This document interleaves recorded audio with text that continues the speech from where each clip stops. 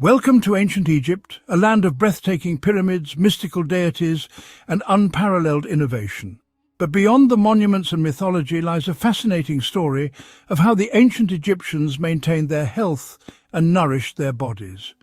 Wellness was not just a personal endeavor, but a cultural cornerstone, deeply intertwined with their spiritual beliefs and daily practices. Join us as we explore the remarkable world of Egyptian medicine and diets, uncovering the secrets of their holistic approach to well-being.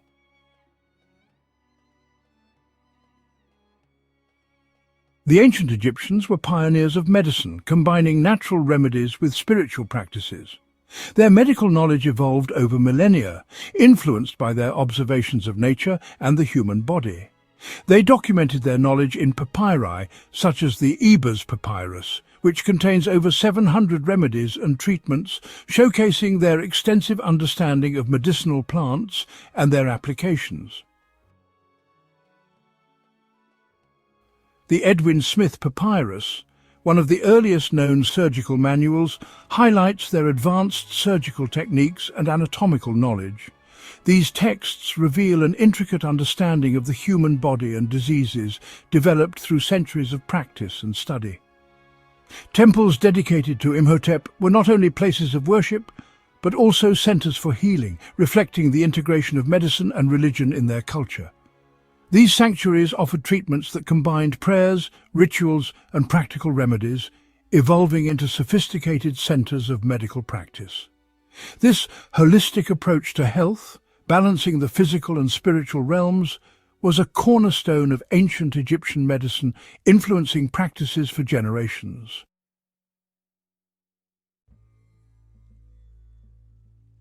The ancient Egyptians relied on the natural world for healing. Honey was prized for its antiseptic properties and used to treat wounds, while garlic was a common remedy for heart health and stamina. Willow bark, a natural source of salicylic acid, was used to alleviate pain, foreshadowing the development of aspirin thousands of years later. They also excelled in treating physical injuries.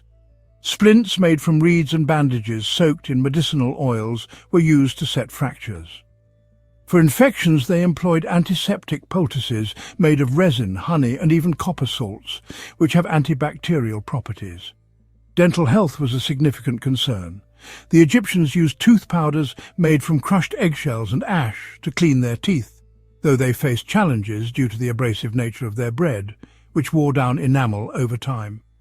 Aloe vera was another versatile remedy, used to soothe skin irritations and burns. Poppy seeds were utilized for their sedative properties, helping to relieve pain and induce sleep. Juniper berries and their oil were used to treat digestive issues and as a diuretic. Castor oil was a common laxative, aiding in digestive health and relieving constipation.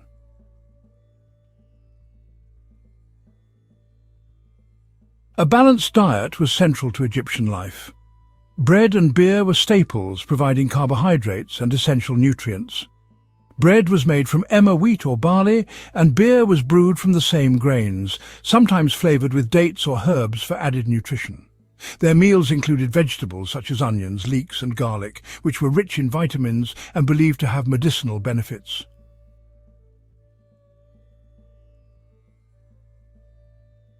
Fruits like figs, dates, and melons were common, adding natural sweetness and essential hydration to their diet. Fish from the Nile was an important protein source, supplemented by poultry and eggs.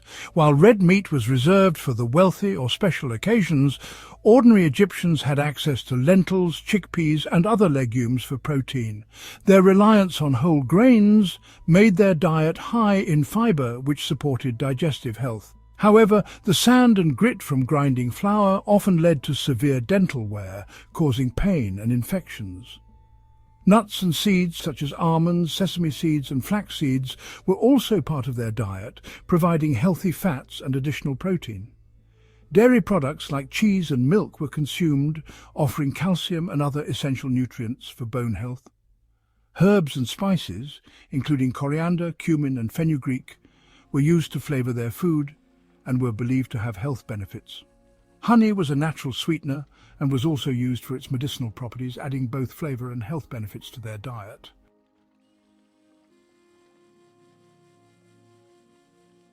The Nile River was the heart of Egyptian life.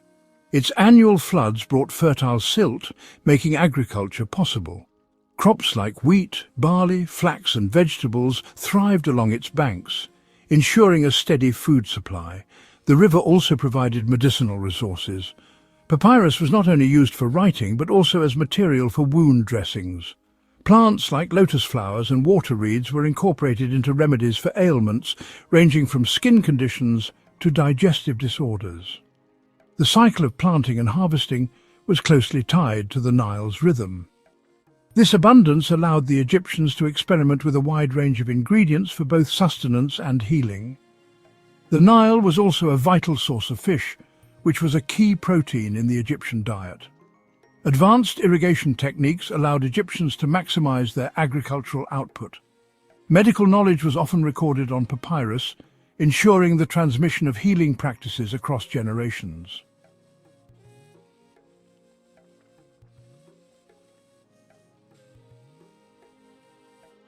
The legacy of ancient Egyptian wellness lives on. Many of their remedies, like honey for wounds and herbal teas for digestion, are still valued today. Modern herbal medicine and essential oils also draw from ancient practices. Their understanding of nutrition and the connection between diet and health was far ahead of its time. Today's Mediterranean diet and healthy eating trends echo their principles. Their approach to wellness reflected their reverence for balance, or ma'at, the harmony that governed all aspects of life. This balance is mirrored in modern wellness practices like yoga and meditation. From the food they ate to the medicines they crafted, the ancient Egyptians demonstrated a profound connection to the world around them. This connection continues in today's natural remedies and farm-to-table movements. Beyond their renowned remedies and diet, the ancient Egyptians also practiced surgery with remarkable skill. They employed a variety of tools, such as scalpels, forceps and probes, many of which have been discovered in tombs, showcasing their advanced understanding of medical procedures. Surgical techniques included trepanation, where holes were drilled into the skull to treat head injuries or illnesses, and the use of sutures made from plant fibers or animal sinews to close wounds. The Edwin Smith Papyrus, a medical text dating back to around 1600 BCE, provides detailed descriptions of these procedures, highlighting the Egyptians' systematic approach to surgery. They also practiced dentistry, extracting teeth and treating dental abscesses with precision. The combination of surgical skill and their vast knowledge of medicinal plants allowed them to perform complex procedures while minimizing pain and infection risks. The ancient Egyptians' contributions to surgery laid the groundwork for future medical advancements, demonstrating their ingenuity and dedication to the well-being of their people. In summary, the ancient Egyptians excelled in various aspects of wellness, from their innovative surgical practices and advanced medical tools to their comprehensive understanding of medicinal plants and balanced diets. Their holistic approach to health and medicine not only ensured the well-being of their people, but also laid a strong foundation for future generations to build upon. In ancient Egypt, medicine was deeply intertwined with magic and religion. Illnesses were believed to be caused by supernatural forces, requiring both medical knowledge and spiritual intervention. Priests, skilled healers, performed rituals to appease gods and expel spirits.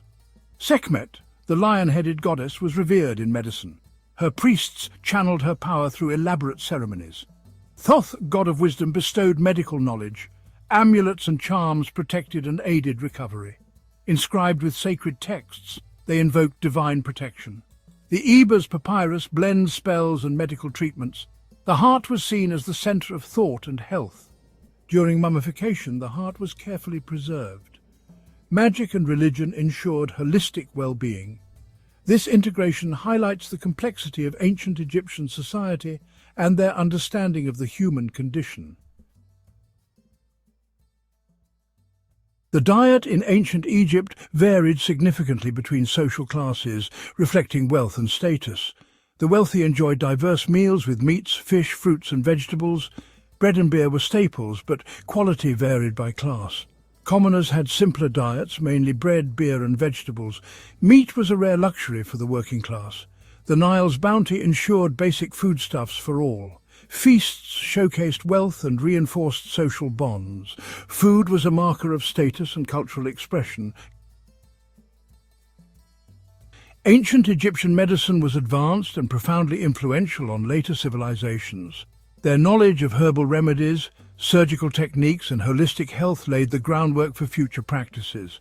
The Greeks adopted many Egyptian practices, integrating them into their own medical theories. Hippocrates drew inspiration from Egyptian medical texts. The Romans expanded upon Egyptian medical knowledge. Galen referenced Egyptian practices in his works. Egyptian medical papyri influenced both the ancient world and Renaissance scholars. Their emphasis on mind, body and spirit echoes in modern holistic medicine. The legacy of ancient Egyptian medicine continues to inspire contemporary practices. Understanding their influence provides a broader perspective on medical evolution. It highlights the importance of preserving and learning from ancient wisdom. Thank you for joining us on this journey into their remarkable world. Stay tuned for more explorations of the past. Explore more about ancient Egypt in our next episode. Like, share and subscribe to delve deeper into the mysteries of history.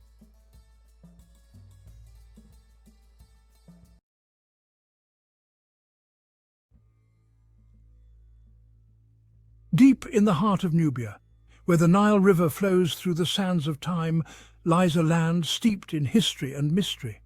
This ancient region, with its vast deserts and fertile riverbanks, has been a cradle of civilization for millennia. Here stand the colossal temples of Abu Simbel, a marvel of ancient engineering and artistry. These towering monuments, carved directly into the sandstone cliffs, are guarded by 4 colossal statues of Ramesses II. Each statue, with its intricate details and imposing presence, tells the story of a time when pharaohs ruled with divine authority. Their imposing figures, each reaching over 65 feet in height, have captivated travelers and explorers for centuries. These statues are not just stone carvings, they are a testament to the grandeur and ambition of ancient Egypt. Abu Simbel is more than just a temple complex. It's a testament to the power and ambition of one of ancient Egypt's most celebrated pharaohs. The walls of the temples are adorned with intricate hieroglyphics and carvings that depict the might and achievements of Ramesses II. The temple's location was strategically chosen. Nestled on the border between Egypt and Nubia, it served as a sentinel, watching over the lands and resources that were vital to the kingdom's prosperity. It sits on the border between Egypt and Nubia, a region rich in gold and other resources. The Nile River, flowing serenely nearby, was a lifeline, providing water, transportation and sustenance to the people of this ancient land. The imposing facade served as a powerful statement to any who dared to enter Egypt's southern frontier. It was a declaration of strength and a warning to potential invaders. It declared the might and authority of Ramesses II, reminding all of his dominion over these lands. The inscriptions and carvings are not just decorative, they are a chronicle of a ruler's legacy, etched in stone for eternity. As the sun sets over Abu Simbel, casting long shadows over the statues, one can't help but feel a sense of awe. The guardians of Nubia stand as silent sentinels, watching over the land and its people, a reminder of a glorious past that continues to inspire and captivate. Under the starlit sky, the temples of Abu Simbel come alive with a mystical glow. The guardians of Nubia, bathed in the soft light, seem almost ethereal, as if whispering the secrets of the ages to those who listen. Visitors from around the world come to witness this marvel, their faces reflecting the wonder and admiration that these ancient guardians inspire. The legacy of Ramesses II and the grandeur of Abu Simbel continue to leave an indelible mark on all who behold them. Ramesses II, who reigned from 1279 to 1213 BC, is considered one of Egypt's greatest pharaohs. His reign was marked by ambitious building projects, military campaigns, and a flourishing of art and culture. Abu Simbel, his most impressive architectural achievement, was intended to immortalize his legacy and honor the gods of ancient Egypt.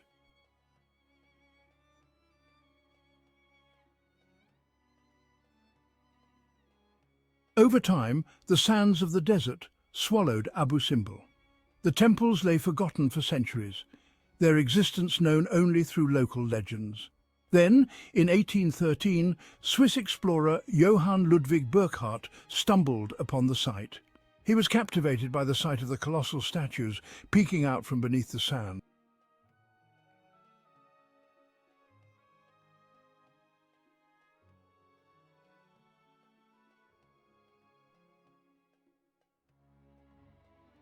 A monumental rescue, the Great Relocation. In the 1960s, the construction of the Aswan High Dam posed a significant threat to Abu Simbel. The rising waters of Lake Nasser, the reservoir created by the dam, would have submerged the temples entirely. To save this ancient wonder, UNESCO launched an unprecedented international rescue operation. The temples were carefully cut into massive blocks, each weighing between 20 and 30 tons. These blocks were then transported and reassembled on higher ground 200 feet above the original site. The relocation was a remarkable feat of engineering and international cooperation, ensuring the preservation of Abu Simbel for generations to come.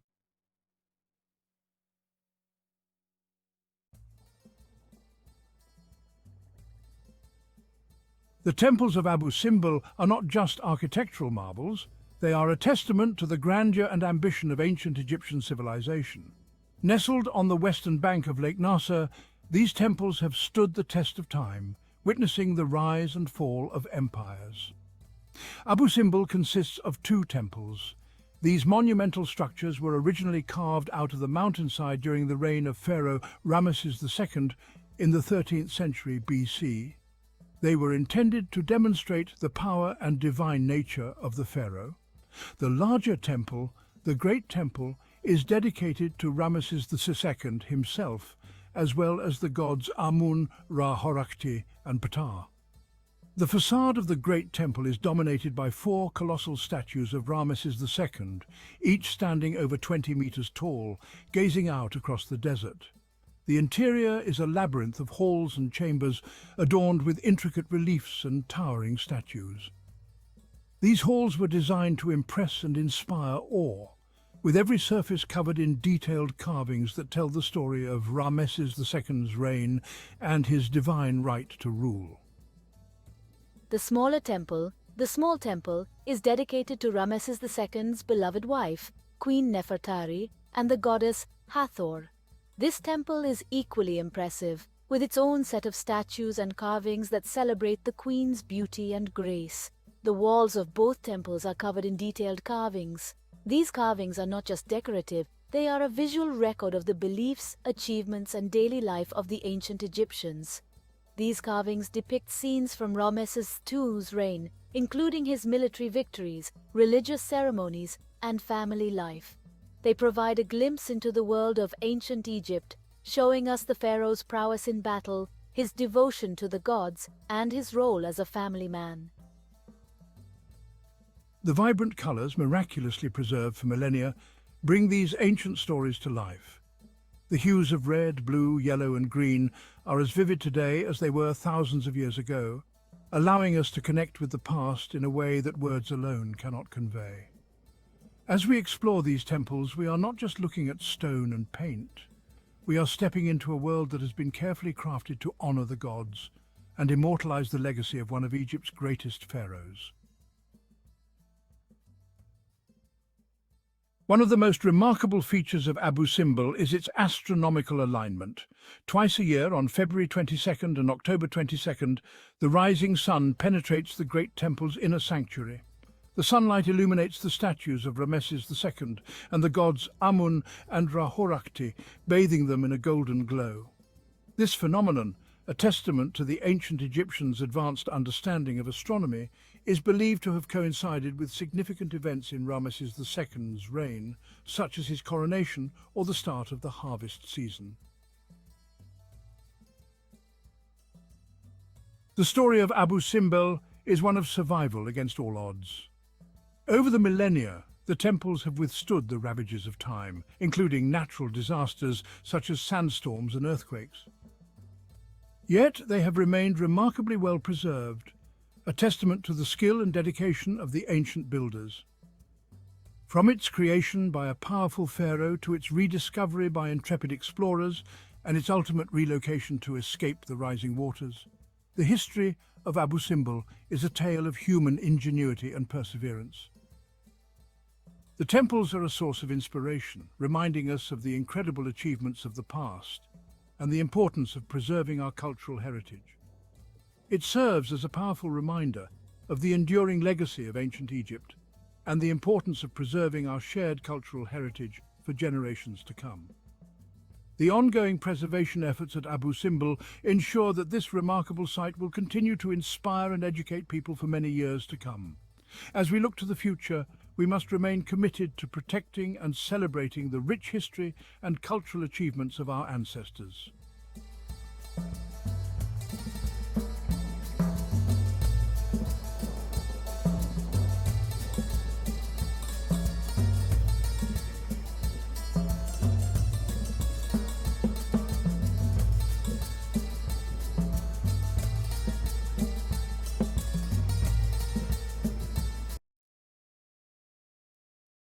Howard Carter's name is synonymous with ancient Egypt, a name that echoes through the annals of history. Born in 1874, his early life was far from the scorching sands and ancient tombs he would become known for. Instead, it was filled with the lush greenery and serene landscapes of 19th century England. He grew up in a small village in Norfolk, England, a place that seemed worlds away from the mysteries of the ancient world. His father, a gifted artist, instilled in him a love for art and meticulous detail. This artistic environment nurtured his budding talents. Young Carter was a keen observer, fascinated by the natural world. He would spend countless hours exploring the countryside, observing the intricate details of plants and animals. He spent hours sketching the flora and fauna around his home, capturing the beauty of nature with his pencil. This eye for detail, nurtured from a young age, would prove crucial in his later archaeological pursuits. His sketches were not just drawings, they were detailed studies that honed his observational skills. Carter's formal education was limited, but his thirst for knowledge was insatiable. He devoured books, especially those that transported him to distant lands and ancient times. He was particularly drawn to the ancient world, captivated by stories of lost civilizations and the mysteries they held. Museums and books became his windows to these far-off places. This fascination, combined with his artistic talent, led him to the path of archaeology. He began to dream of uncovering the secrets of the past. At the age of 17, a pivotal opportunity arose. A letter arrived that would change the course of his life forever. Carter was invited to join the Egypt Exploration Fund as a tracer. This was a dream come true for the young artist and aspiring archaeologist. This marked the beginning of his lifelong love affair with Egypt, a journey that would lead him to some of the most significant archaeological discoveries of all time. Arriving in Egypt in 1891, Carter was immediately enthralled by the land's rich history and culture. The bustling streets, the vibrant markets, and the ancient ruins all seemed to whisper secrets of a bygone era. The ancient monuments, the hieroglyphics, the sheer weight of history captivated his imagination. The pyramids stood as silent sentinels of a grand civilization, while the Sphinx, with its enigmatic gaze, seemed to challenge him to uncover its mysteries. He diligently copied inscriptions and drawings, honing his skills under the guidance of experienced archaeologists. Each stroke of his pen was a step closer to understanding the lives and beliefs of the ancient Egyptians. Carter quickly established a reputation for his meticulous work and keen eye. His attention to detail and unwavering dedication set him apart from his peers, earning him respect and admiration in the archaeological community. He was not simply tracing the past, he was breathing life into it, recreating the artistry of ancient Egyptians with remarkable precision. His reconstructions were so vivid that they seemed to transport viewers back in time, allowing them to witness the grandeur of ancient Egypt firsthand. His talent did not go unnoticed. In 1899, at the young age of 25, Carter was appointed Chief Inspector of Monuments for Upper Egypt by the Egyptian Antiquities Service. This prestigious position was a testament to his burgeoning reputation and his potential to make significant contributions to the field. This was a remarkable achievement, a testament to his burgeoning reputation in the field. It was a role that came with immense responsibility, but Carter embraced it with enthusiasm and determination. Carter thrived in this role. He oversaw excavations, meticulously documented findings, and passionately advocated for the preservation of Egypt's fragile heritage. His efforts ensured that the stories of ancient Egypt would be preserved for future generations to study and appreciate. He was laying the groundwork for his most significant discovery, one that would forever etch his name in the annals of history. The Valley of the Kings, with its hidden tombs and untold treasures, awaited his exploration. Little did he know, he was on the brink of uncovering a find that would captivate the world and redefine our understanding of ancient Egypt. In 1907, a fateful meeting occurred that would change the course of Carter's career. He was introduced to George Herbert, the 5th Earl of Carnarvon, a wealthy British aristocrat with a passion for Egyptology. Carnarvon was immediately impressed by Carter's knowledge and enthusiasm. He agreed to finance Carter's excavations, providing the much-needed resources to pursue his archaeological dreams. Thus began a partnership that would become legendary. Carnarvon, with his wealth and influence, provided the financial backing. Carter, the passionate and dedicated archaeologist, provided the expertise and unwavering determination. Together, they formed a formidable team. Their shared goal to uncover the tomb of a little-known pharaoh named Tutankhamun, believed to be hidden somewhere in the Valley of the Kings. Little did they know, this quest would consume them for years to come. The Valley of the Kings, a desolate yet majestic landscape, became Carter's obsession. Year after year, he meticulously excavated, his team sifting through sand and rubble under the scorching Egyptian sun. The work was arduous and often disheartening. False leads, dead ends, and the constant pressure of expectation weighed heavily on Carter. Yet he persevered, driven by an unshakable belief that Tutankhamun's tomb lay hidden beneath the sands. Carnarvon, though initially enthusiastic, grew increasingly impatient with the lack of results. The annual expeditions were costly and doubts began to creep in. However, Carter's unwavering belief eventually convinced Carnarvon to fund one final season. This last-ditch effort, a testament to both men's faith and determination, would prove to be the most significant in archaeological history.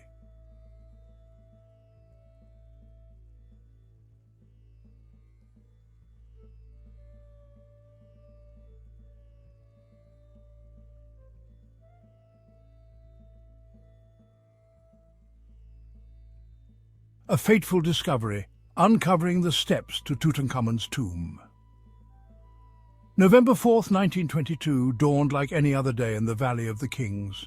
The air was crisp and the golden hues of the rising sun bathed the ancient landscape in a mystical glow. Carter's team, weary from years of toil, began work on a new section, clearing debris near the tomb of Ramesses VI. They had been at this for so long, their hopes often dashed by false leads and empty chambers. As they dug, they stumbled upon a series of steps cut into the rock. The discovery was unexpected, a glimmer of hope in their relentless pursuit. Excitement rippled through the team. The air buzzed with anticipation and the possibility of a monumental find. Could this be it? Could this be the entrance they had been tirelessly searching for? The questions hung in the air, heavy with expectation.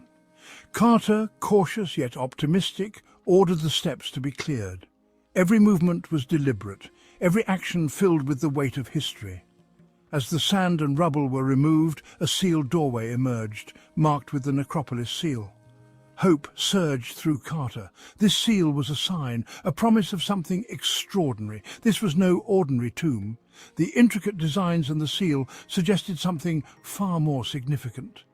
With bated breath, Carter sent a telegram to Carnarvon, who was back in England. The message was brief but filled with excitement and urgency. At last have made wonderful discovery in valley, a magnificent tomb with seals intact, recovered same for your arrival, congratulations. The words were simple, yet they carried the weight of years of effort and dreams. The world was about to rediscover Tutankhamun. This was the beginning of a journey that would captivate the imagination of millions and rewrite history. As Carter and his team delved deeper into the tomb, they uncovered a treasure trove of artifacts. Each item, meticulously crafted, told a story of a bygone era.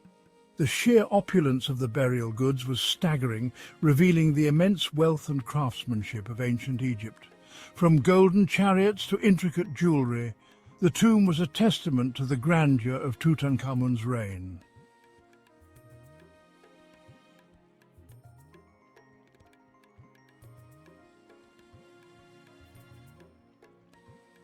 The discovery of Tutankhamun's tomb sparked a global fascination with ancient Egypt.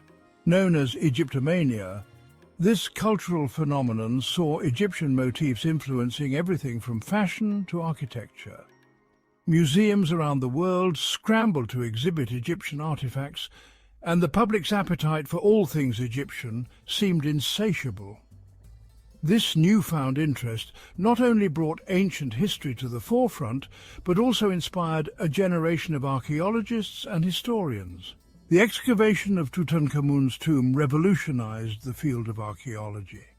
It set new standards for excavation techniques and documentation, ensuring that future discoveries would be preserved with the utmost care. Moreover, Tutankhamun's legacy permeated popular culture, from movies and literature to art and music. The boy king became a symbol of mystery and adventure, captivating the imagination of people across the globe.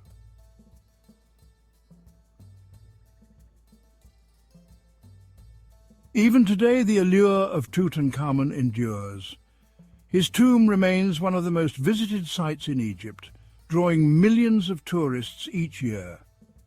The treasures of Tutankhamun continue to tour the world, enchanting audiences with their beauty and historical significance. The story of the boy king, discovered almost a century ago, still resonates, reminding us of the timeless fascination with ancient Egypt and its enigmatic pharaohs.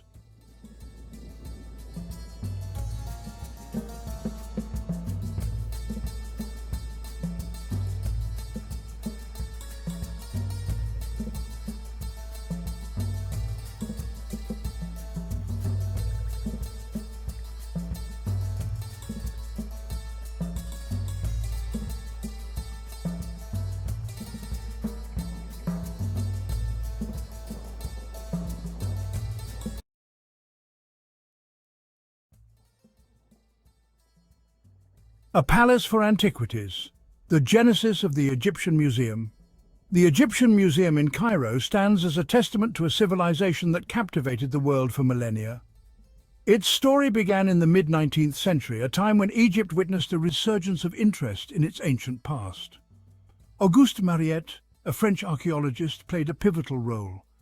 Mariette, alarmed by the plundering of ancient sites, advocated for the preservation of Egypt's heritage. His vision materialized in 1858 with the establishment of the Antiquities Service, the precursor to the museum.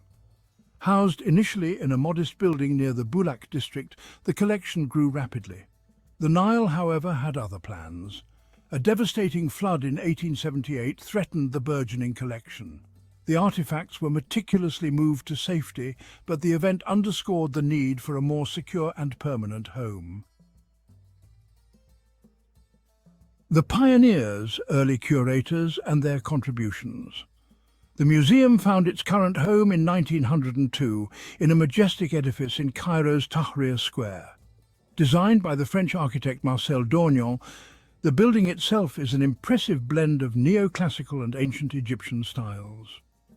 Its grand staircase and spacious halls provided an appropriate setting for the treasures within.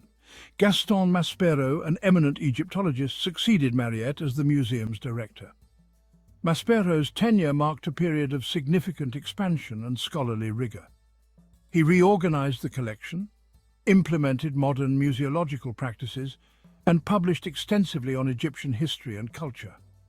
Another prominent figure was Howard Carter, whose discovery of Tutankhamun's tomb in 1922 catapulted the museum into the global spotlight. The subsequent arrival of Tutankhamun's treasures, including the iconic golden mask, drew crowds from around the world. Housing treasures, the museum's architectural evolution. The museum's layout, with its 2 floors, reflects a chronological and thematic organization. The ground floor houses heavier objects, including colossal statues, sarcophagi, and monumental pieces from various periods of Egyptian history. One can encounter imposing figures of pharaohs and deities. Upstairs, the focus shifts to smaller, more delicate artifacts. Rooms are dedicated to specific periods, such as the Old, Middle, and New Kingdoms, providing a comprehensive overview of Egypt's artistic and cultural evolution. Jewelry, pottery, papyri, and funerary objects offer intimate glimpses into the lives of ancient Egyptians. Over the decades, the museum has undergone expansions and renovations to accommodate its ever-growing collection. New wings and galleries have been added, and modern display techniques have been implemented to enhance the visitor experience. The Boy King's legacy, Tutankhamun's treasures unveiled. Among the museum's vast holdings, Tutankhamun's treasures occupy a place of unparalleled prominence. Discovered in 1922 by Howard Carter, the nearly intact tomb of the young pharaoh yielded a wealth of artifacts that captivated the world. The discovery provided an unprecedented glimpse into the opulence and artistry of ancient Egypt. At the heart of this collection lies Tutankhamun's golden mask, a masterpiece of funerary art. Crafted from solid gold and inlaid with semi-precious stones, the mask is a breathtaking example of ancient craftsmanship. Its serene expression and idealized features embody the youthful king's eternal afterlife. The mask, however, is but one of many treasures recovered from Tutankhamun's tomb. The museum houses a vast array of objects, including gilded chariots, ornate furniture, alabaster vessels, and a dazzling array of jewelry.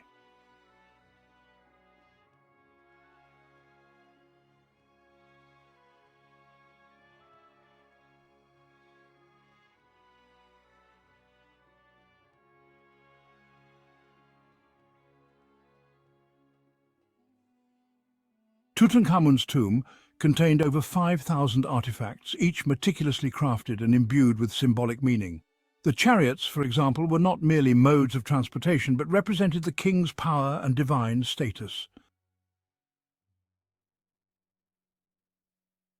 The furniture, adorned with intricate carvings and inlays, served both practical and ritualistic purposes.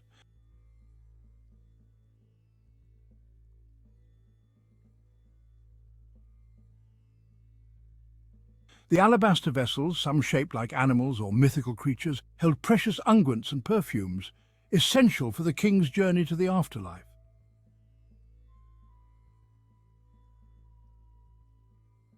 The jewelry, ranging from delicate necklaces to elaborate pectorals, showcased the skill of ancient Egyptian goldsmiths and reflected the king's status and wealth. The sheer quantity and quality of the artifacts from Tutankhamun's tomb provide an unparalleled understanding of the funerary practices, religious beliefs, and artistic achievements of ancient Egypt. The collection continues to captivate and inspire awe in visitors from around the world. Beyond Tutankhamun's treasures, the Egyptian Museum offers a comprehensive journey through millennia of Egyptian history.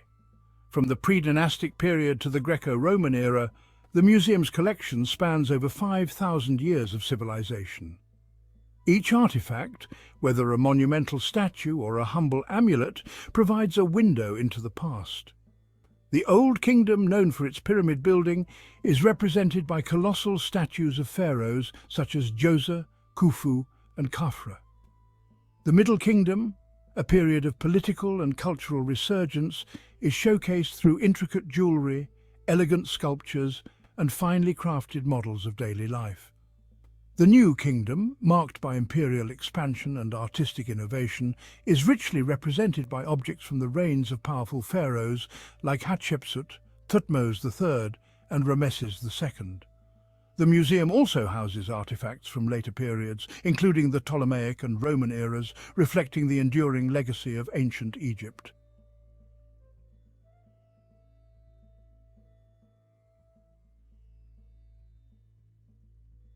Within the museum's walls, countless stories unfold, each object whispering tales of a bygone era. The Nama palette, for example, a ceremonial object dating back to the early Dynastic period, depicts the unification of Upper and Lower Egypt, a pivotal event in Egyptian history.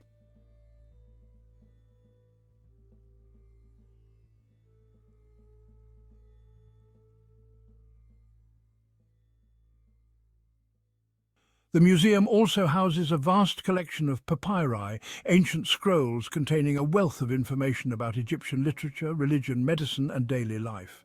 The Book of the Dead, a collection of funerary texts, provides insights into Egyptian beliefs about the afterlife. Beyond the iconic artifacts, the museum holds countless hidden gems, each with its own story to tell. A small amulet worn for protection, a child's toy, a scribe's palette. These everyday objects offer intimate glimpses into the lives of ancient Egyptians.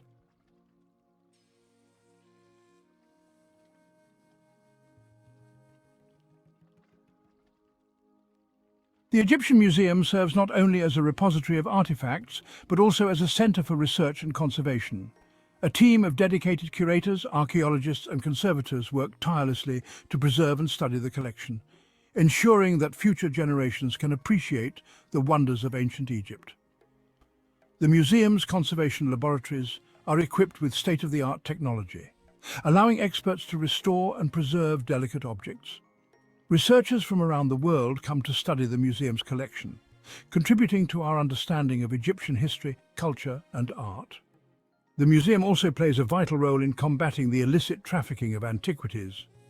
By raising awareness and collaborating with international organizations, the museum strives to protect Egypt's cultural heritage from looting and destruction.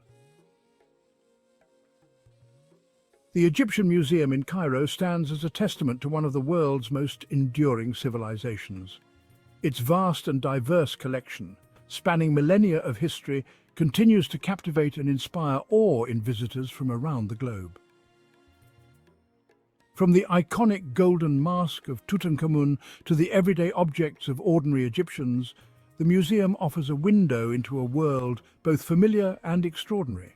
As a centre for research, conservation and education, the museum plays a vital role in preserving Egypt's cultural heritage for future generations. Its mission extends beyond its walls, fostering a deeper appreciation for the achievements of ancient Egypt and inspiring a sense of wonder at the ingenuity, creativity, and resilience of the human spirit.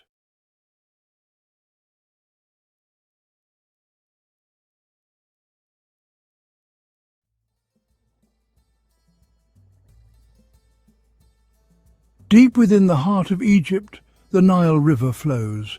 It courses through a land of ancient wonders. On an island, amidst the flowing waters, stands a testament to a bygone era, the Philae Temple. This architectural marvel, with its towering pylons and intricate carvings, has captivated travellers for centuries. The echoes of pharaohs whisper through its corridors. The grandeur of the Roman Empire left its mark. Today, the Philae Temple stands as a beacon from the past. Its beauty and history continue to inspire awe. Join us now as we embark on a journey to uncover the secrets of the Philae Temple.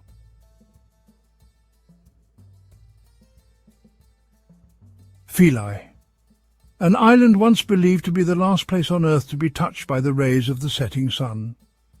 It was here, in this sacred space, that the ancient Egyptians built a temple. It was dedicated to Isis, the goddess of magic, motherhood and healing. The temple complex, a dazzling display of artistry and engineering, was a place of pilgrimage. People came from far and wide to seek the goddess's favour. They offered prayers and gifts. The air was thick with incense. The sound of chanting priests echoed through the halls. Philae was a sanctuary where the divine and mortal realms intertwined. The temple itself reflected the Egyptians' understanding of the cosmos.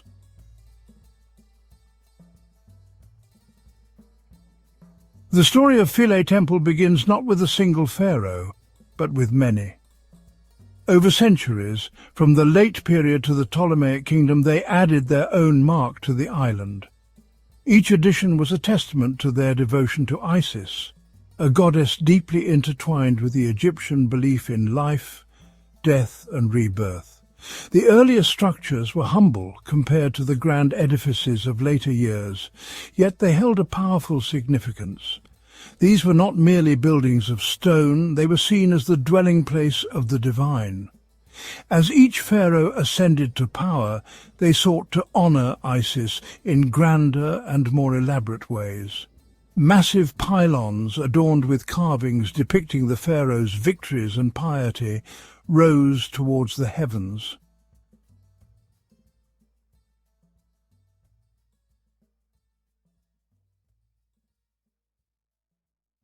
At the heart of the Philae Temple complex lay the sanctuary of Isis.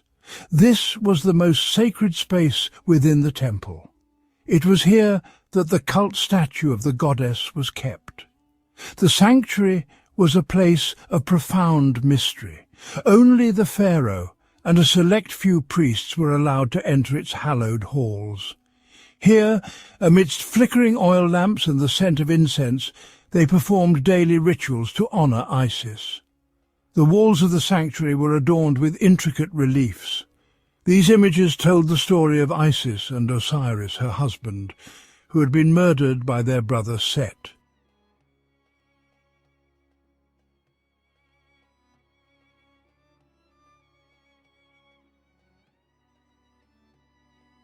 Every inch of the Philae Temple was a testament to the skill and artistry of the ancient Egyptian builders. They used simple tools, yet they created structures of astonishing size and complexity. The walls of the temple were adorned with thousands of hieroglyphs. These intricate symbols, carved into the stone with astonishing detail, told the stories of the gods, the pharaohs, and the Egyptian people. They served as a reminder of the temple's sacred purpose and provided a glimpse into the beliefs and values of a civilization long gone. Scholars painstakingly decipher the hieroglyphs, piecing together the story of the Philae Temple.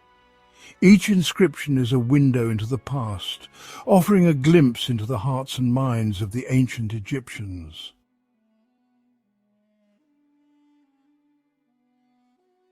The Ptolemaic dynasty, descended from one of Alexander the Great's generals, embraced Egypt as their own.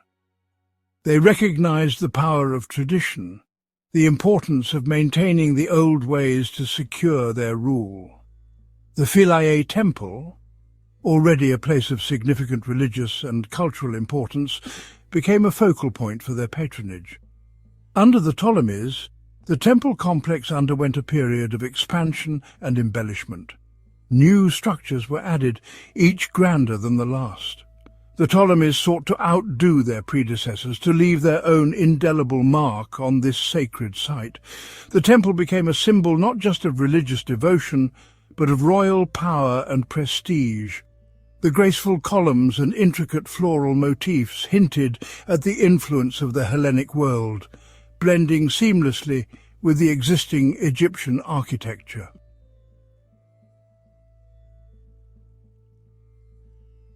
With the arrival of the Romans, Egypt entered a new chapter in its long history.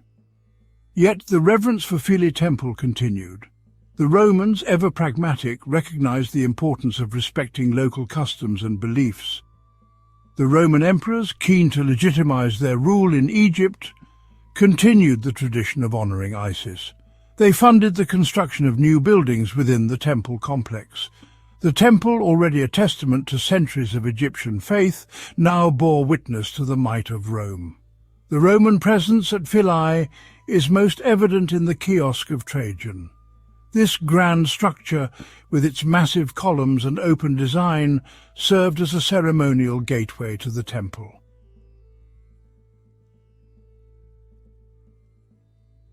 The Philae Temple was more than just a place of worship for Isis. It was a microcosm of the religious syncretism that characterized Egypt during the Roman period. Here, Egyptian and Roman gods were worshipped side by side. Beliefs and practices intertwined, creating a rich and complex religious tapestry. One of the most striking examples of this religious fusion is the worship of Imhotep. Originally a mortal architect and physician during the Old Kingdom, Imhotep had been elevated to the status of a god of healing. At Philae, his cult thrived alongside that of Isis. The Philae Temple, throughout its long history, served as a testament to the enduring power of faith. It was a place where cultures and beliefs intertwined, creating a unique and vibrant religious landscape.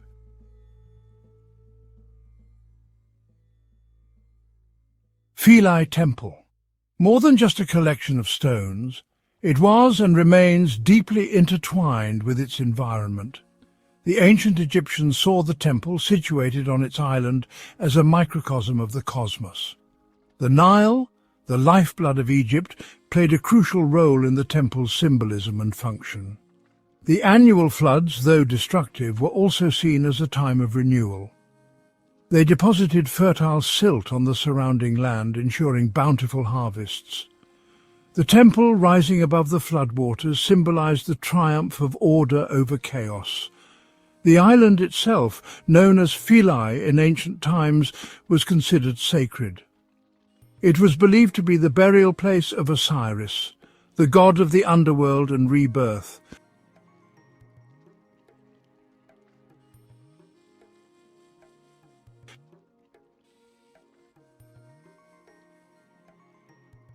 For centuries, the Nile River nourished Philae Temple. Its waters carried stories of countless generations. Pilgrims came, drawn to the temple's beauty and power. The Nile was integral to the temple's rituals. Priests used its water for purification. They navigated its currents in small boats. The Nile's ebb and flow mirrored life's cycles. Philae Temple offered hope and solace.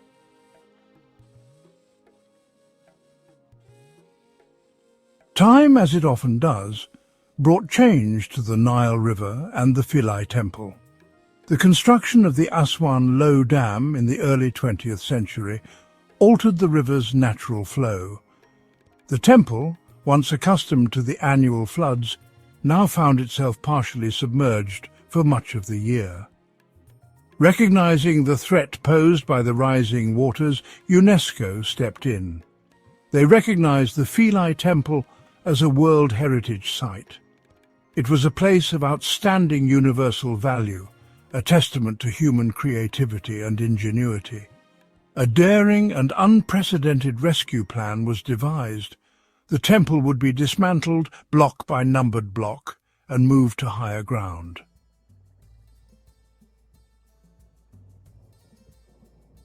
The first phase of the rescue project involved constructing a cofferdam around the island of Philae. This massive barrier, built to hold back the waters of the Nile, was a feat of engineering in itself. It had to be strong enough to withstand the pressure of millions of gallons of water, yet delicate enough to avoid damaging the very monument it was meant to protect. With the cofferdam in place, the painstaking work of dismantling the temple began. Each stone, some weighing as much as 20 tons, had to be carefully documented, numbered and removed. The stones, once separated, were transported by barge to their new home, a nearby island named Agilkia. This island, carefully chosen for its resemblance to Philae's original shape, would become the temple's new sanctuary.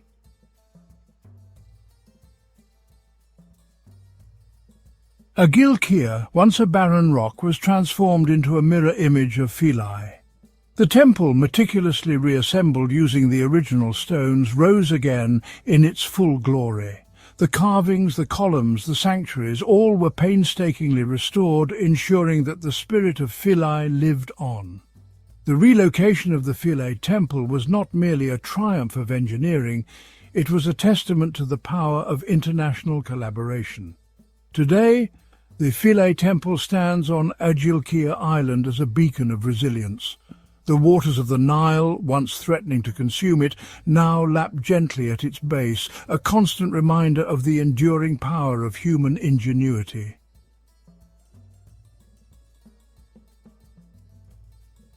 The ancient Egyptians were masters of symbolism, and the Philae Temple is replete with hidden meanings. One fascinating aspect is the temple's alignment with the rising sun. During the winter solstice, the shortest day of the year, the sun's rays would penetrate deep into the temple's inner sanctuaries, symbolically illuminating the statue of Isis. The acoustics of the Philae Temple are another intriguing feature. The ancient architects designed the temple's halls and chambers to enhance sound. The chanting of priests, the music of sistrums and drums would have reverberated within these spaces, creating an immersive and ethereal soundscape. Even today, visitors to the Philae Temple can experience echoes of this sonic past.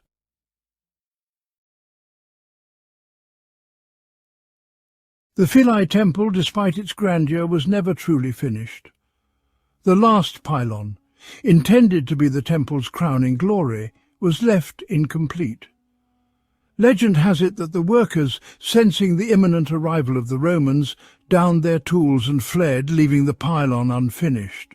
Another tale speaks of a wise old stonemason who, entrusted with carving the final inscription on the pylon, had a vision.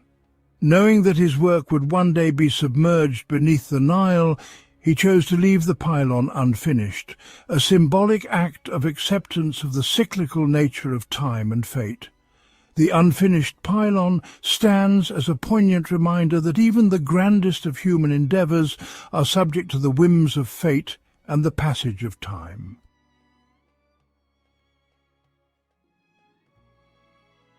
The Philae Temple, standing on its new island home, is a testament to the enduring power of the human spirit. It symbolises resilience, a monument to our need to create, believe and connect with something greater. For centuries, this sacred site witnessed the ebb and flow of civilizations.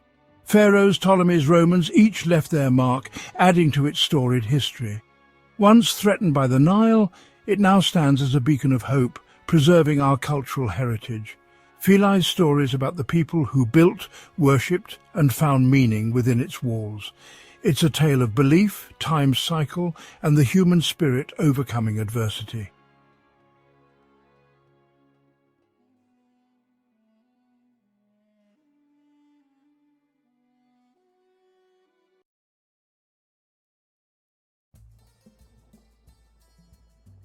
The Nile, lifeblood of ancient Egypt, its waters a source of sustenance, its rhythm a heartbeat echoing through the ages. For the ancient Egyptians, life was a tapestry woven with music and motion, dance an inseparable part of their world. From grand ceremonies to intimate gatherings, dance punctuated their existence. A celebration of life, a bridge to the divine. Imagine the sun-drenched land, thousands of years ago. Hear the echoes of drums and flutes carried on the desert breeze. Picture the vibrant colours, the swirling fabrics, the rhythmic movements of dancers. This was ancient Egypt, a civilization that embraced dance in all its forms. Dance was not merely entertainment, it was a language, a way to communicate with the gods, to honour their pharaohs, to express joy and sorrow.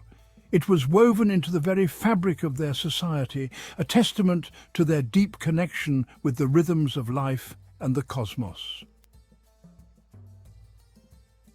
The walls of ancient Egyptian tombs and temples whisper stories.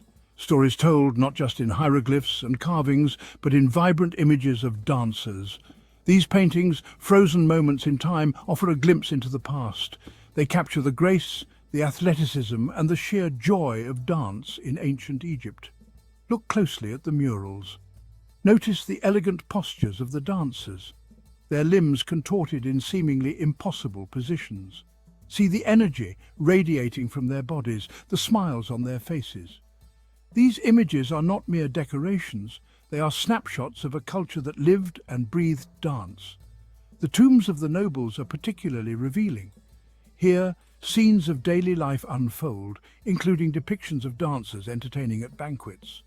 These images show us that dance was not just for rituals and ceremonies, it was also a part of everyday life, a source of pleasure and amusement. The evidence is clear. Dance was ubiquitous in ancient Egypt, permeating every level of society. From the pharaoh to the peasant, everyone danced. In the ancient Egyptian worldview, dance held cosmic significance. It was believed to have played a role in the creation of the universe. The god Osiris, often depicted as a mummified king, was also a god of vegetation and rebirth. His annual festival included dances that celebrated the cycle of life, death, and resurrection. Pharaohs used dance to assert their authority and connect with the divine. They performed rituals and dances to reinforce their status as intermediaries. These performances were grand spectacles designed to inspire awe. The said festival was a jubilee celebration performed by pharaohs after 30 years of rule. It included rituals and dances to rejuvenate the pharaoh's strength. Dance was a powerful tool to connect with the divine and ensure cosmic order.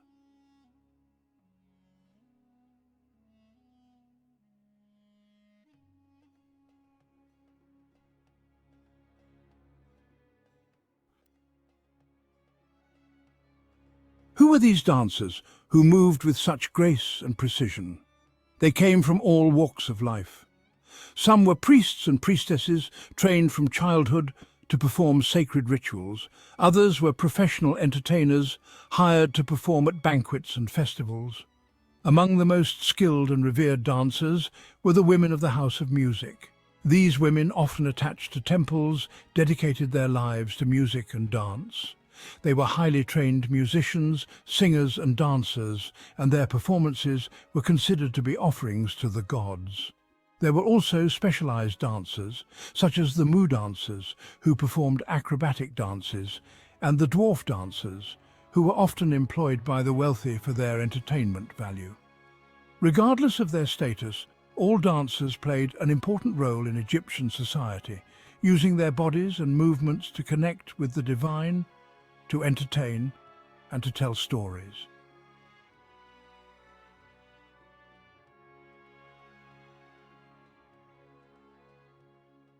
The ancient Egyptians were masters of adornment, and dance costumes were no exception.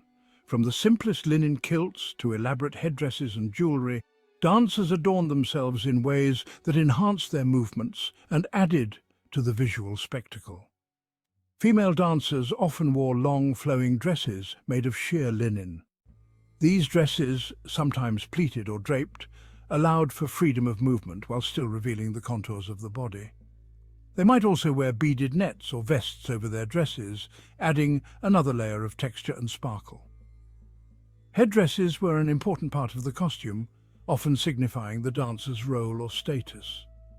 Some dancers wore simple wreaths of flowers, while others donned elaborate headdresses made of feathers, beads, and precious metals. These headdresses, some reaching several feet in height, would have swayed and shimmered with the dancer's every move. Dancers also wore jewelry, both real and costume. Necklaces, earrings, bracelets, and anklets all added to the visual impact of the performance. The jingle of these ornaments provided a rhythmic accompaniment to the music and enhanced the dancer's movements.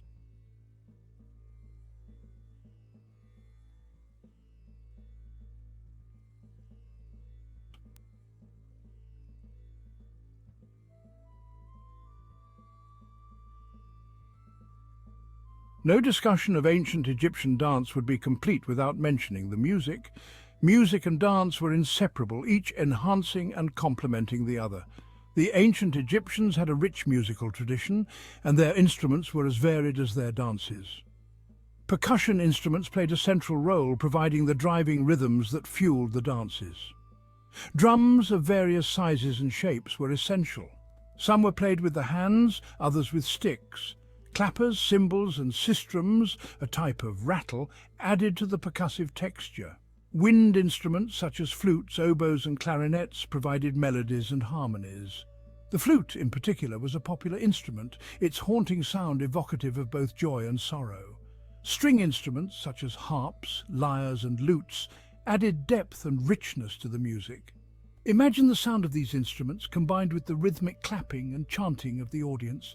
The music would have been both exhilarating and hypnotic, transporting the dancers and viewers alike to another realm.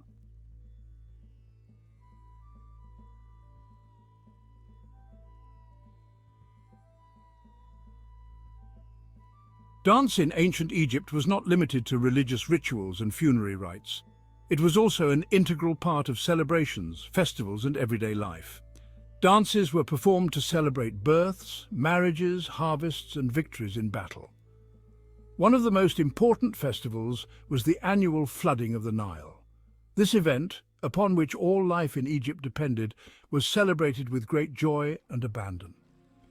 Dances were performed to honor Hapi, the god of the Nile, and to ensure a bountiful harvest. Fertility dances, often performed by women, were another important genre.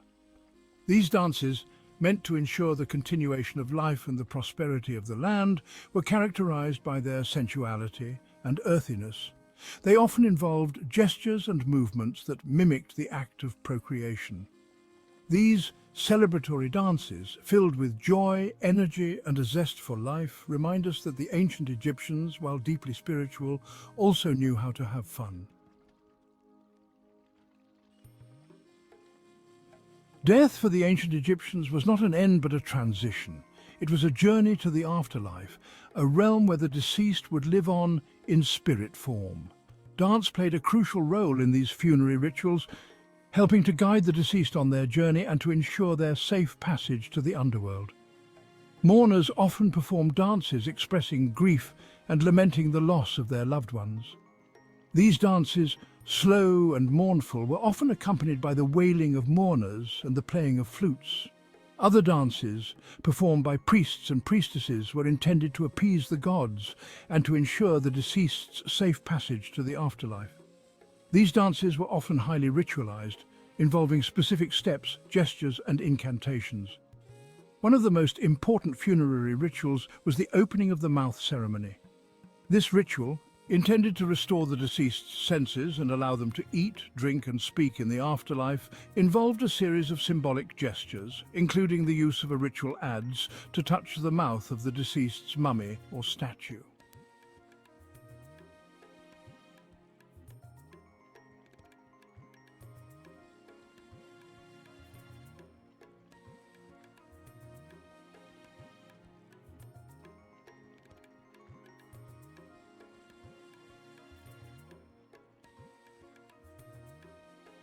The sands of time have buried much of ancient Egyptian civilization, yet the echoes of their dances still resonate.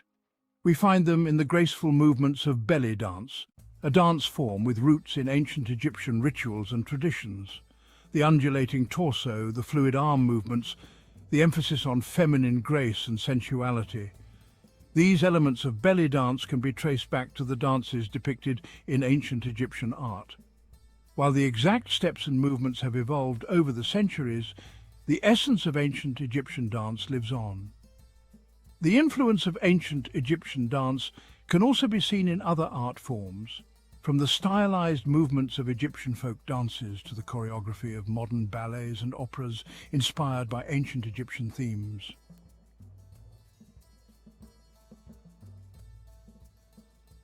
Dance in ancient Egypt was more than just entertainment. It was a way of life, a language, a bridge to the divine. Through dance, the ancient Egyptians expressed their deepest beliefs and connected with the rhythms of the cosmos. The legacy of ancient Egyptian dance lives on in the images carved on tombs and temples. As we gaze upon the pyramids and temples, let us remember the dances that once animated these spaces. Let us marvel at the enduring power of dance to connect us to the past.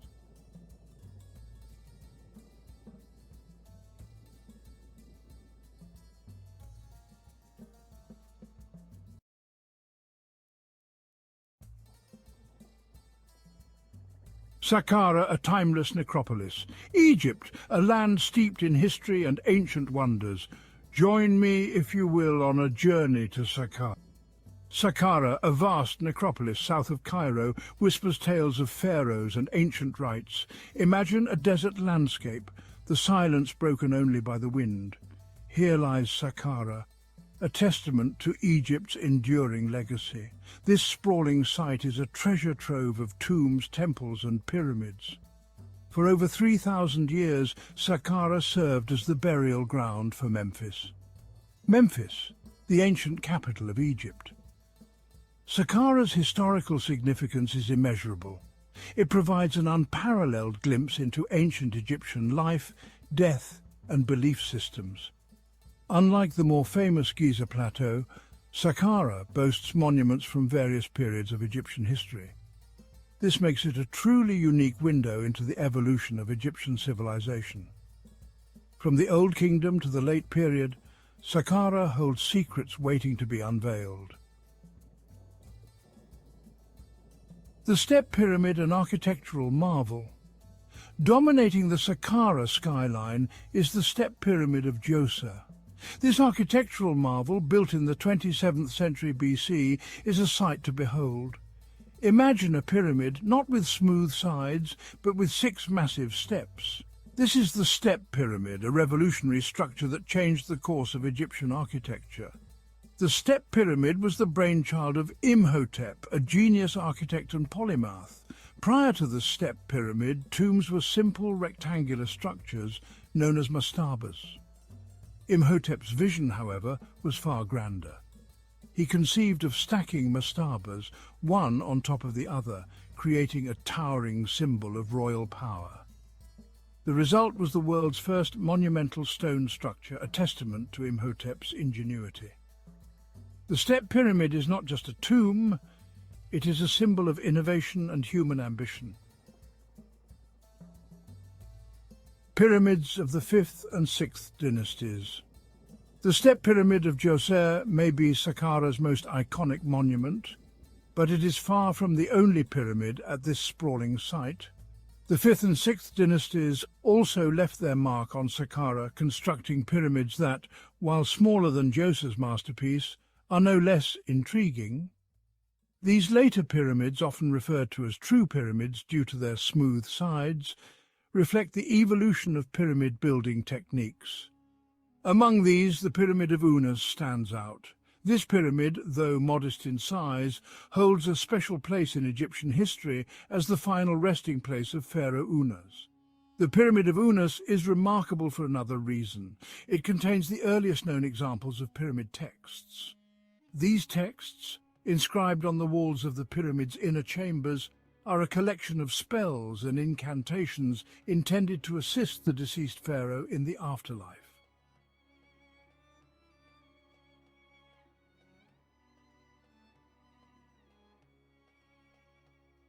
Unveiling the secrets of the Serapeum. Deep beneath the sands of Saqqara lies another wonder, the Serapeum. This subterranean complex, a labyrinth of tunnels and chambers, served a unique purpose.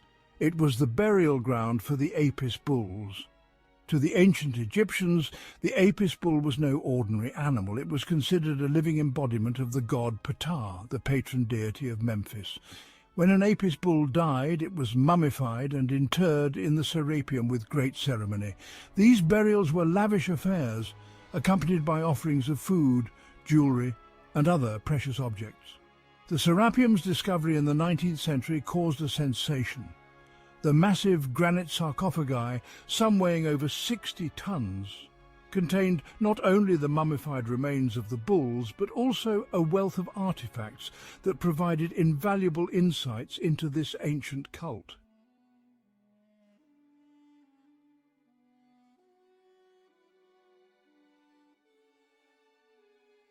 Saqqara's significance extends far beyond the Old Kingdom. It continued to be an active burial ground for centuries, reflecting the ebb and flow of Egyptian history.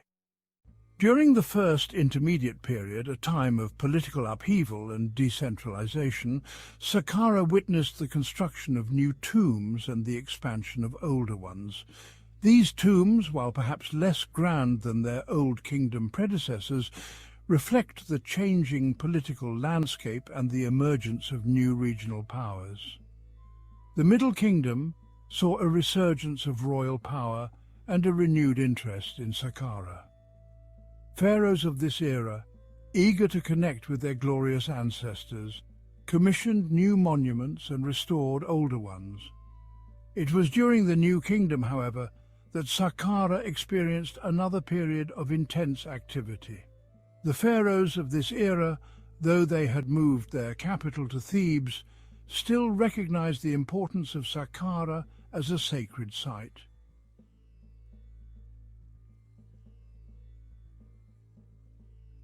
While the pyramids and the Serapeum may be the most famous attractions at Saqqara, the site is also home to hundreds of tombs belonging to high-ranking officials, priests, and other members of the elite. These tombs, often elaborately decorated with scenes from daily life, offer a fascinating glimpse into the lives of the people who lived and worked in ancient Memphis. The walls of these tombs are covered in vibrant paintings and intricate carvings, depicting everything from hunting and fishing expeditions to religious rituals and funerary banquets. These scenes are not merely decorative. They served a symbolic purpose, providing the deceased with provisions and entertainment in the afterlife. They also offer us a window into the beliefs, values, and daily activities of the ancient Egyptians.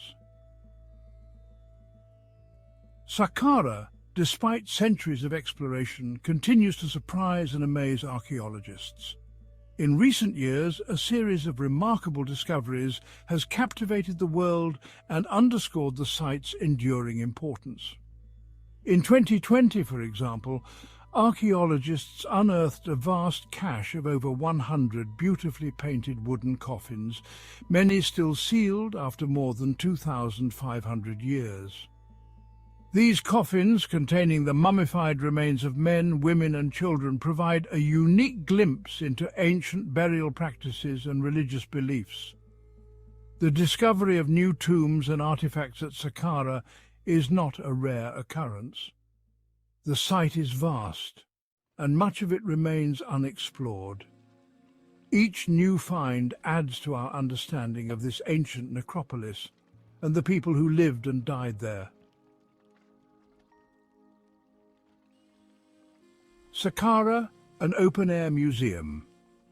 Today, Saqqara is a UNESCO World Heritage Site and one of Egypt's most popular tourist destinations, but it is more than just a collection of ancient monuments.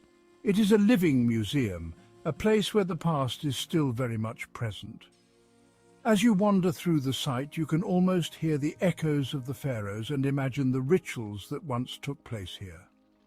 Saqqara's open-air setting enhances its allure, allowing visitors to experience the site in its natural environment. The vastness of the necropolis, the silence of the desert, and the sheer age of the monuments create an atmosphere that is both awe-inspiring and humbling. Whether you are an archaeologist, a history enthusiast, or simply someone with a thirst for adventure, Saqqara is a destination that is sure to leave a lasting impression. Saqqara, with its timeless pyramids, its subterranean secrets, and its vibrant tomb paintings, stands as a testament to the ingenuity, artistry, and enduring legacy of ancient Egypt. It is a place where the past is not dead and buried, but very much alive, waiting to be discovered and understood. So the next time you find yourself in Egypt, make sure to visit Saqqara. Walk among the pyramids, explore the tombs, and let the spirit of this ancient necropolis transport you back in time.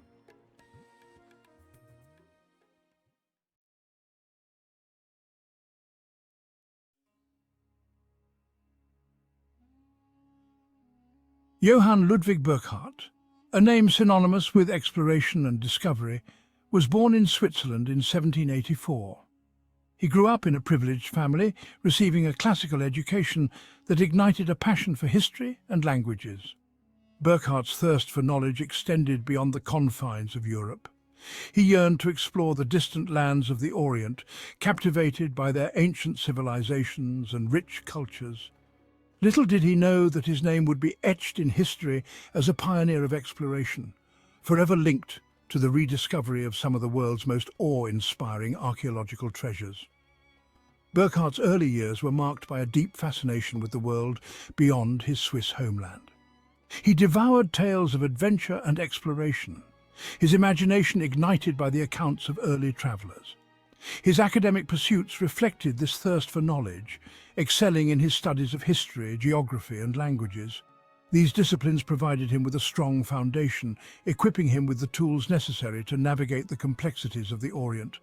With each passing year, his desire to experience these distant lands firsthand grew stronger, setting the stage for an extraordinary life of exploration and discovery. Burckhardt's family, while supportive of his academic pursuits, held reservations about his ambitions to travel to the east. The region was perceived as dangerous and unpredictable, fraught with risks that worried his loved ones. However, Burckhardt's determination remained unwavering. He understood the challenges that lay ahead but was undeterred. His resolve to explore the Orient, to immerse himself in its cultures and uncover its secrets, fueled his determination to overcome any obstacle in his path. This unwavering spirit would serve him well in the years to come, guiding him through the triumphs and tribulations of his extraordinary journeys. Determined to realize his dreams, Burckhardt embarked on a period of rigorous preparation.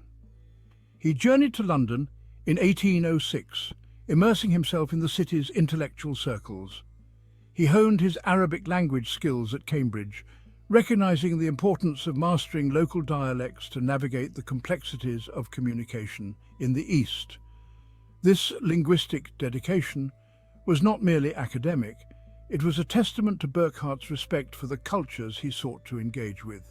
His studies went beyond language acquisition, encompassing a deep dive into the history, customs and religious practices of the Arab world.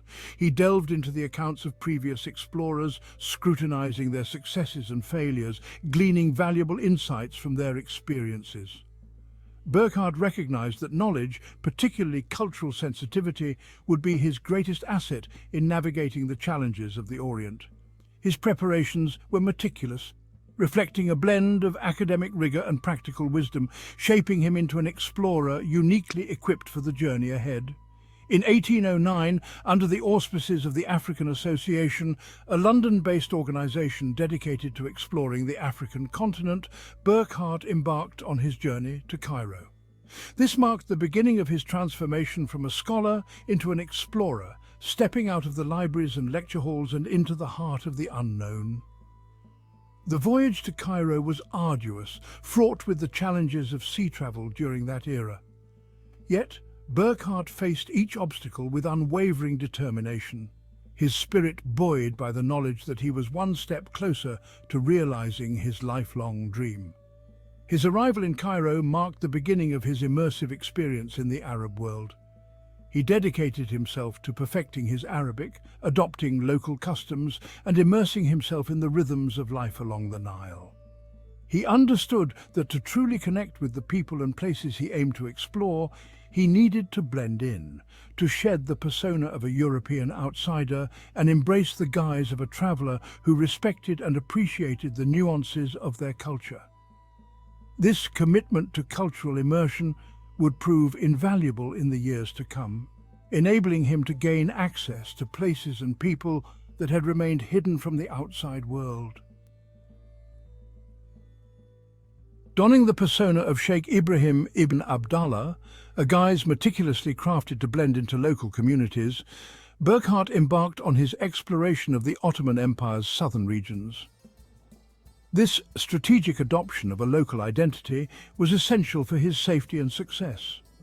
It allowed him to navigate sensitive religious and cultural landscapes, facilitating interactions with local populations who might have been wary of a European traveller. His disguise was more than just a change of clothes. It was an embodiment of his commitment to respectful exploration. In 1812, while journeying through the rugged landscapes of present-day Jordan, Burckhardt encountered Bedouin tribesmen who spoke of a hidden city carved into the sandstone cliffs. Intrigued by their descriptions, he persuaded them to guide him to this mysterious place, unaware that he was about to rediscover one of antiquity's most spectacular lost cities, Petra. The journey was fraught with challenges, navigating treacherous terrain and negotiating with wary locals. Yet Burckhardt's perseverance, fueled by a thirst for discovery, led him to the very heart of this hidden wonder. As he stood before the treasury, Petra's most iconic monument, carved with astonishing detail into the sheer rock face, Burckhardt was awestruck. He meticulously documented the ruins, sketching detailed drawings and recording intricate measurements. He recognized the historical significance of his discovery, understanding that he was rediscovering a lost civilization, a testament to the ingenuity and artistry of the Nabataean people. His meticulous documentation, carried out under the guise of a simple traveler, would prove crucial in reintroducing Petra to the world. Despite his awe at the grandeur of Petra, Burckhardt remained committed to his assumed identity. He knew that revealing his true purpose could jeopardize his safety and limit his access to other hidden treasures. He feigned disinterest, downplaying the significance of the ruins to avoid arousing suspicion. This act of calculated indifference, a testament to his adaptability and quick thinking, allowed him to complete his exploration of Petra and continue his journey, carrying with him the knowledge of a rediscovered wonder that would captivate the world's imagination. Burckhardt's journey continued southward, leading him to Egypt, a land steeped in ancient history. He immersed himself in the study of hieroglyphics, recognizing the importance of deciphering these ancient scripts to unlock the secrets of Egypt's past. His linguistic talents, honed through years of dedicated study, proved invaluable as he grappled with the complexities of this ancient writing system. His efforts, while preliminary, contributed to the growing field of Egyptology, laying the groundwork for future scholars who would ultimately crack the code of hieroglyphics. In 1813, while travelling along the Nile, Burckhardt's attention was drawn to tales of colossal statues buried in the sand near the village of Abu Simbel. Intrigued, he ventured into the desert, guided by local stories and rumours. His perseverance was rewarded when he stumbled upon the awe-inspiring temple complex of Abu Simbel, half buried by the shifting sands of time. The sight of these colossal statues, carved with such grandeur and scale, left him speechless. He recognized the historical significance of his discovery, understanding that he was standing before a monument of unparalleled grandeur, a testament to the power and ambition of Pharaoh Ramesses II. He meticulously documented the site, his detailed descriptions and sketches capturing the magnificence of the temple complex. Burckhardt's discovery at Abu Simbel, alongside his rediscovery of Petra, cemented his legacy as a pioneer of archaeology, a man who brought to light some of the ancient world's most spectacular treasures. Despite the challenges he faced, the scorching heat, the unforgiving terrain, and the constant need to maintain his assumed identity, Burckhardt's spirit never wavered. He pressed on, driven by an insatiable curiosity and a profound respect for the cultures he encountered. His journey through Egypt was more than just a geographical exploration. It was a testament to the power of human curiosity. A journey that revealed the enduring allure of ancient civilizations and the thrill of uncovering their hidden wonders.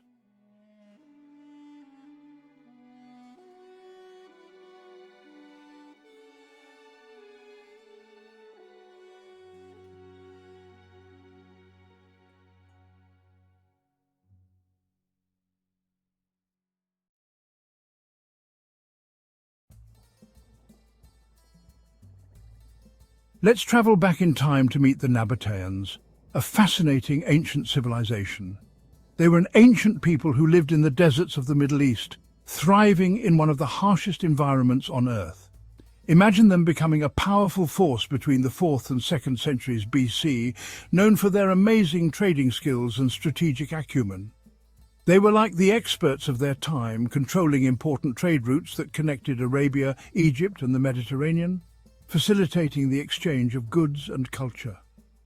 Think of the valuable goods they transported: spices, incense, and myrrh, items that were highly sought after and essential for various rituals and daily life. These goods were super popular in the ancient world, making the Nabataeans incredibly influential and wealthy.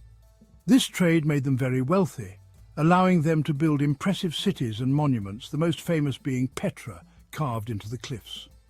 The Nabataeans were also skilled negotiators, adept at keeping peace with different empires and ensuring the safety of their trade routes.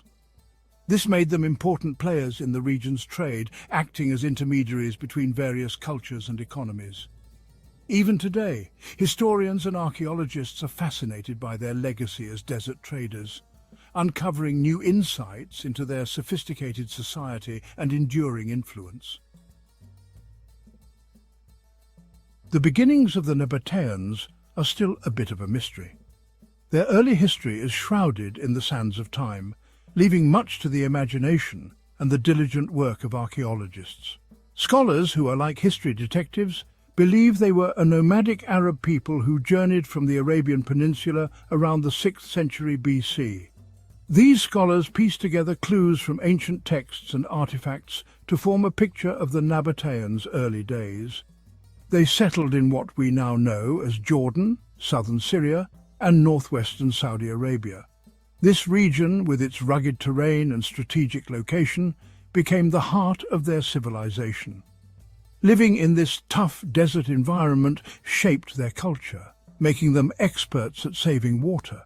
The harsh conditions of the desert demanded ingenuity and resilience, qualities that the Nabataeans possessed in abundance. They came up with clever ways to collect and store water, which helped them thrive in this unforgiving landscape.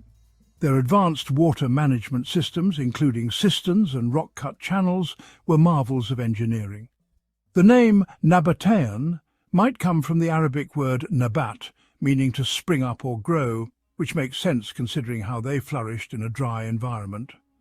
Their ability to adapt and grow in such a harsh climate is a testament to their resourcefulness. The Nabataeans left behind a rich cultural legacy, and their impact on the region is still visible today. From the majestic ruins of Petra to the ancient inscriptions that tell their story, the Nabataeans continue to captivate our imagination and inspire awe.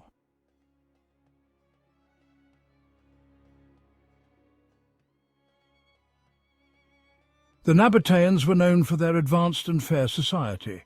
Unlike many ancient civilizations, they didn't believe in slavery. They believed in working together and sharing responsibility, valuing equality and fairness. The Nabataeans were ruled by a royal family, but their system wasn't like a monarchy where the king has absolute power. The king had advisors and a council to give him advice, which suggests a kind of democracy in their government. This focus on justice and collaboration made them successful, creating a strong sense of community. It helped them manage their trade networks and maintain stability for centuries. Their societal structure shows us their progressive values.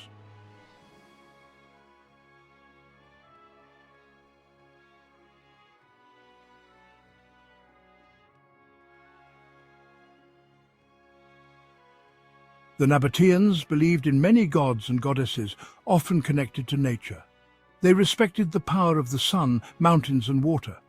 Dushara, the god of the mountains, was their main god, and they also worshipped Alat, a goddess of fertility and prosperity.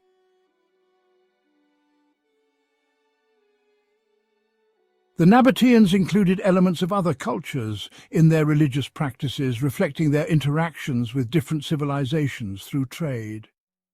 They considered certain places sacred, building impressive temples and high places for worship. These structures, often carved directly into sandstone cliffs, show off their amazing architectural skills. Their religious beliefs played a big part in their culture and art.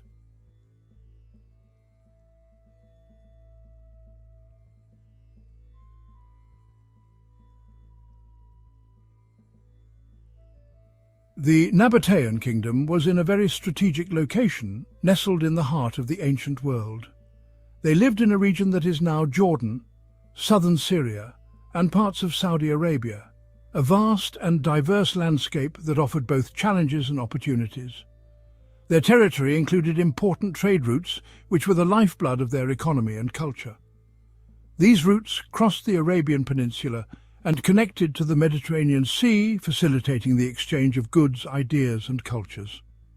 This strategic location was really important for their economic success, allowing them to become a central hub in the ancient world. It allowed them to control the flow of goods between the East and the West, making them indispensable to traders and merchants.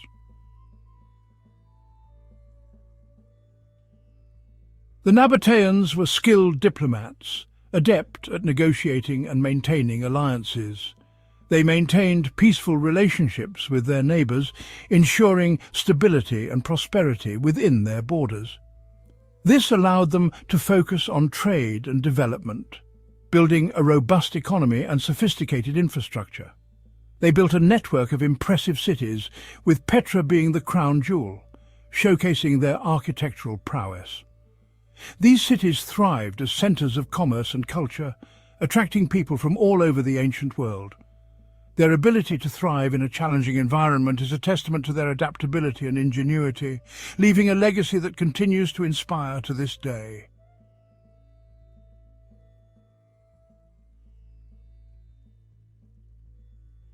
The Nabataeans were masters of trade. They dominated the lucrative incense route. This route brought frankincense, myrrh and spices from southern Arabia to the Mediterranean. These commodities were highly prized in the ancient world. They were used in religious ceremonies, perfumes and medicines. The Nabataeans transported these goods across vast deserts using camel caravans. Their knowledge of the desert and its oases was unparalleled. They developed sophisticated systems for navigation and water conservation. This allowed them to cross vast distances and endure harsh conditions. Their control of the incense route brought them immense wealth and influence. They became key players in the ancient world's economy.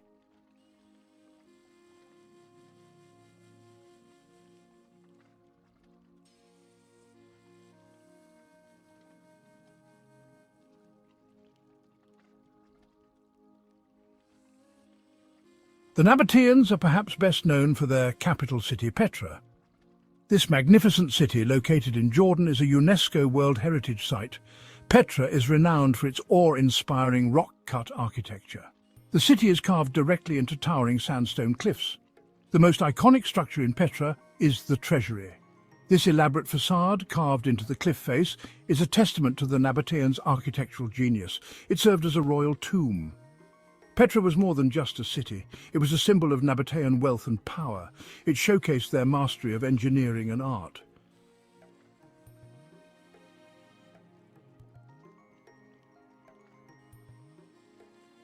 The Nabataeans lived in a complex geopolitical landscape. They interacted with powerful empires like the Ptolemies of Egypt and the Seleucids of Syria. The Nabataeans were skilled diplomats. They formed alliances and negotiated their independence. They successfully defended their territory against invasions. They demonstrated their military prowess. In 106 AD, the Roman Empire annexed the Nabataean kingdom. Petra became part of the Roman province of Arabia Petraea. Despite Roman rule, the Nabataeans' cultural influence persisted. Their architectural style continued to flourish.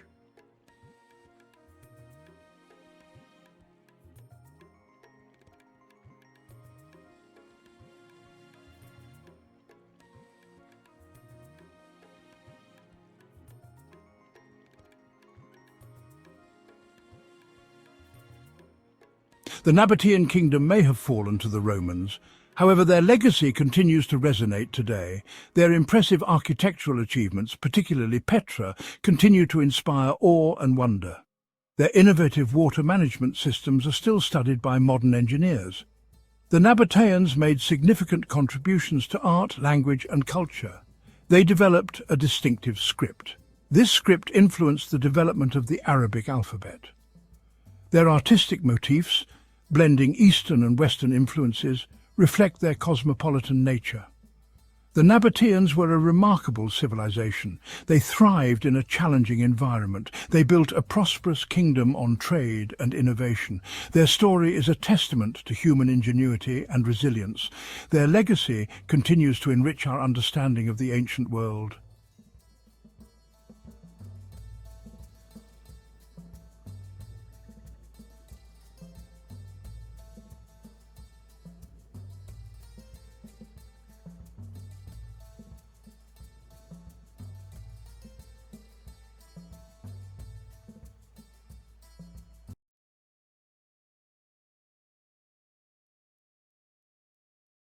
The ancient Egyptians created a civilization that thrived for millennia. This civilization was built on the fertile banks of the Nile River. The Nile's annual floods brought life-giving silt to the land. This allowed the Egyptians to cultivate crops and produce surplus agricultural goods. From the bustling marketplaces of their cities to the far reaches of the known world, the Egyptians were active traders. They exchanged goods, ideas, and culture with their neighbors. Their pharaohs, considered divine rulers, invested in expeditions to distant lands. These expeditions sought valuable resources like gold, timber, and exotic animals. Join us as we delve into the world of ancient Egyptian trade. It takes us from the sun-drenched banks of the Nile to the distant shores of Africa and the Near East.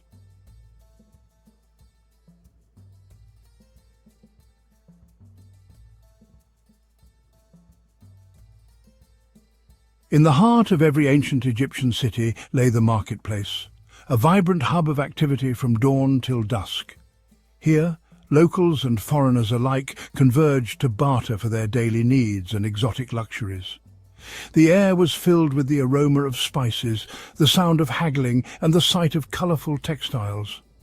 Farmers brought their bountiful harvests of grain, fruits, and vegetables. Fishermen displayed their catches of the day from the Nile. Artisans proudly presented their crafts, pottery, jewellery, and furniture. The Egyptians developed a system to standardize trade. There was a unit of value based on the weight of copper. It served as a common denominator for comparing the value of different goods and services. The marketplace was not just an economic centre but also a social hub.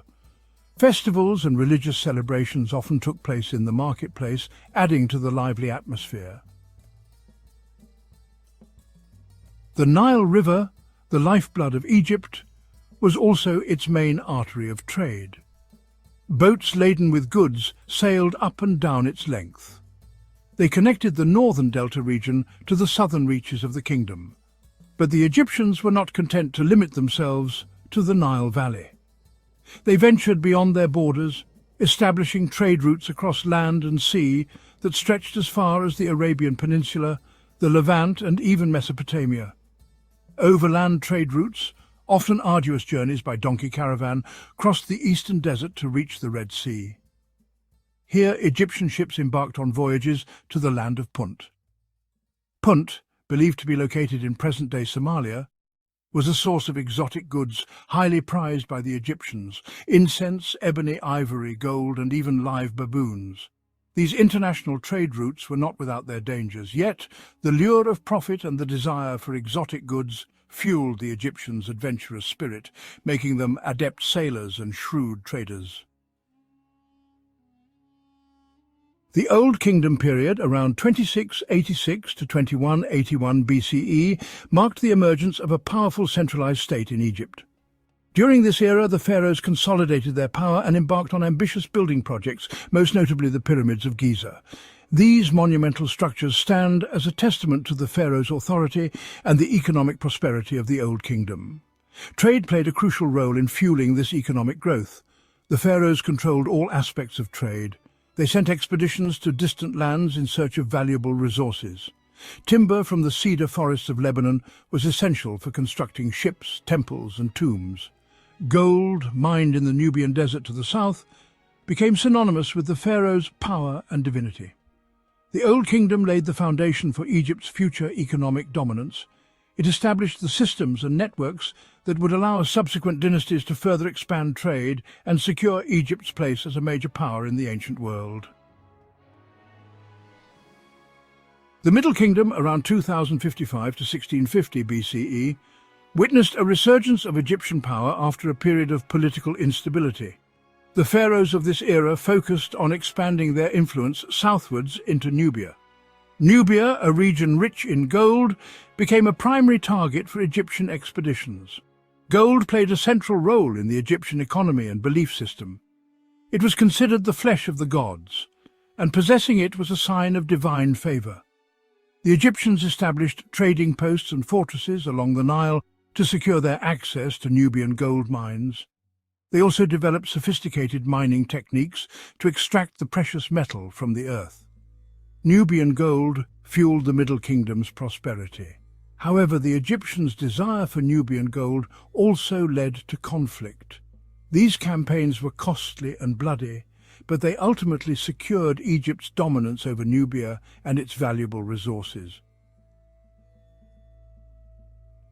The New Kingdom, around 1550 to 1069 BCE, marked the zenith of Egyptian power and prosperity. During this era, the Egyptian Empire reached its greatest territorial extent, stretching from Nubia in the south to Syria in the north. This expansion brought immense wealth and luxury goods into Egypt, transforming its culture and economy. The pharaohs of the New Kingdom launched ambitious military campaigns. These campaigns brought vast territories under Egyptian control and opened up new trade routes. Egyptian armies returned from their conquests laden with booty, gold, silver, precious stones, exotic animals, and even slaves. Trade with distant lands flourished during the New Kingdom. Egyptian ships sailed the Mediterranean, reaching the shores of Greece, Anatolia, and the Levant. These exotic goods became status symbols among the Egyptian elite, further stimulating trade and cultural exchange. The New Kingdom was an era of unprecedented wealth and luxury in ancient Egypt. The ancient Egyptians were renowned for their ambitious engineering projects, and the Canal of the Pharaohs stands as a testament to their ingenuity and determination. This ambitious waterway, also known as the Canal of the Seas, was an attempt to connect the Nile River to the Red Sea, creating a direct trade route between Egypt and the East. The first attempt to construct the canal is credited to Pharaoh Senusret III of the 12th dynasty, around 1878 to 1839 BCE. However, it was Pharaoh Necho II of the 26th dynasty, around 610 to 595 BCE, who is often associated with the canal's completion. The canal was a remarkable feat of engineering for its time. It stretched for over 100 miles, linking the Nile River to the Bitter Lakes, which were then connected to the Red Sea. The canal facilitated trade and transportation between Egypt and the East. It allowed Egyptian ships to bypass the treacherous journey around the Sinai Peninsula, reducing travel time and risks. However, the canal was not without its challenges. Despite its intermittent use, the Canal of the Pharaohs stands as a testament to the ancient Egyptians' vision and engineering prowess.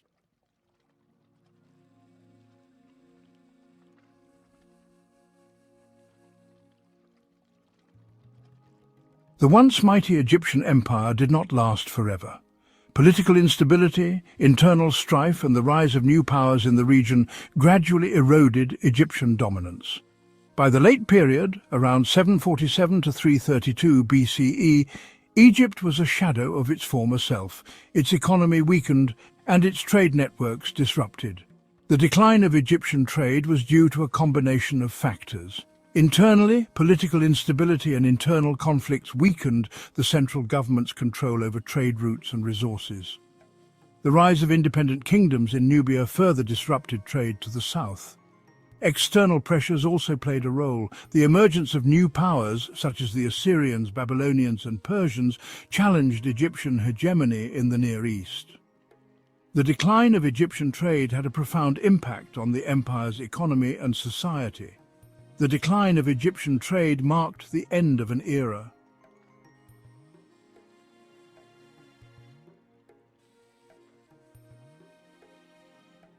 The story of ancient Egyptian trade is a testament to the ingenuity, resourcefulness, and ambition of this remarkable civilization.